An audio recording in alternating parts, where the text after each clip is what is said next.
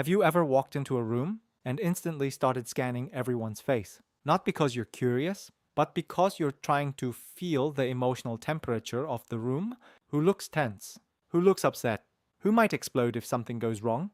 You're not just looking, you're forecasting the emotional weather. Psychologists sometimes call this the weather reporter effect. And if this sounds familiar, there's a good chance you were the child who understood too much. Maybe you were the one who always apologized for taking up space. Maybe you were the one who felt anxious opening an email that sounded even slightly serious. And maybe people always described you the same way. You're so mature. You're so strong. You're the rock everyone relies on. But inside, you often feel like you're one small inconvenience away from complete exhaustion. If that's you, there is a reason. And no, there is nothing wrong with you.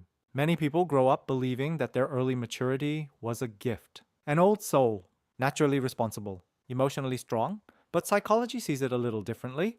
Very often, that maturity was actually a bill you were forced to pay too early. A child is not supposed to manage the emotional climate of a home. A child is supposed to be messy, loud, curious, carefree. But some children learn very early that the adults around them cannot carry the emotional weight of the household. So the child quietly steps in.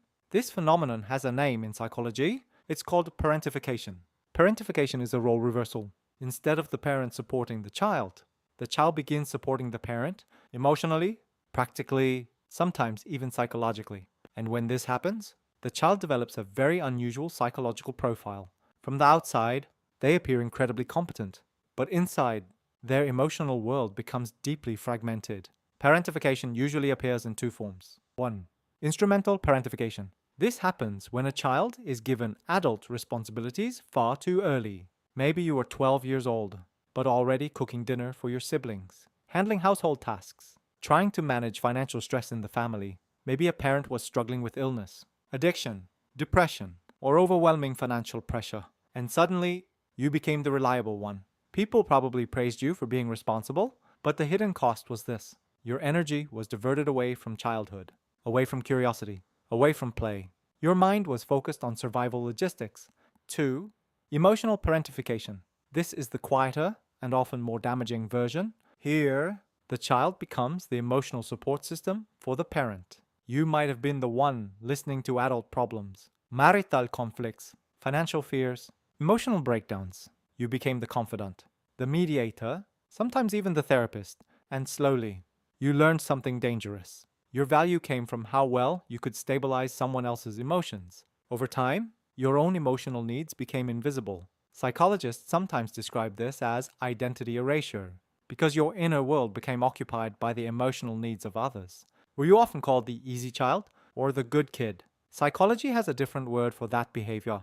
It's called fawning. Fawning is a survival response. When a child grows up in an emotionally unpredictable environment, their nervous system learns something very quickly. Expressing your own needs might be dangerous. It might trigger conflict, anger, withdrawal. So the child adapts. They become extremely good at sensing what others need. They become agreeable, helpful, quiet, not because they are naturally passive, but because their nervous system learned that keeping the peace equals safety. This dynamic doesn't just affect personality, it literally shapes the biology of the brain. Your stress response system is controlled by something called the HPA axis. This system regulates cortisol, the body's primary stress hormone. In a stable childhood environment, the stress response turns on and off naturally. But in a parentified child, that system often stays permanently switched on. Cortisol levels remain elevated, and over time, this affects key brain structures. The amygdala, which detects danger, becomes hypersensitive. It starts reacting to even subtle emotional signals. That's why you can instantly sense tension in a room. Your brain learned to scan for danger constantly. Meanwhile, another part of the brain, the hippocampus, responsible for memory and emotional regulation, can become weakened under chronic stress. The result? Your body stays on alert, even on a quiet Tuesday night, even when nothing is wrong. Your nervous system is still waiting for the next crisis to manage. To survive all this responsibility, your mind likely developed something called structural dissociation. In simple terms, your personality splits into two functional parts. One part becomes the apparently normal self. This is the capable adult, the one who handles responsibilities, works hard, solves problems, keeps everything running smoothly. But the other part holds the emotions that had no safe place to go.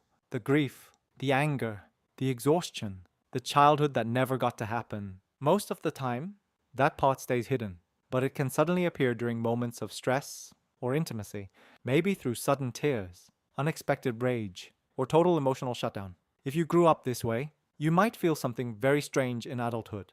You struggle to relax. Free time feels uncomfortable, sometimes even guilty. This is known as rest guilt. Because your nervous system learned a powerful equation, being productive meant stability. Doing chores meant the house wouldn't explode.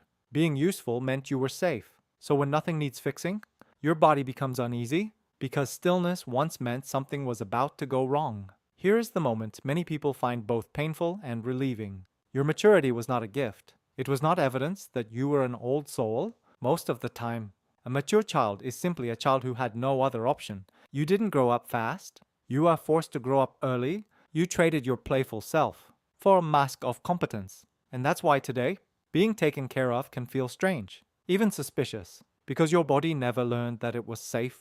Healing from this kind of childhood isn't just about understanding the past, because the trauma isn't only stored in memories, it's stored in the nervous system. Your brain learned to expect chaos. So healing means slowly teaching your body something new.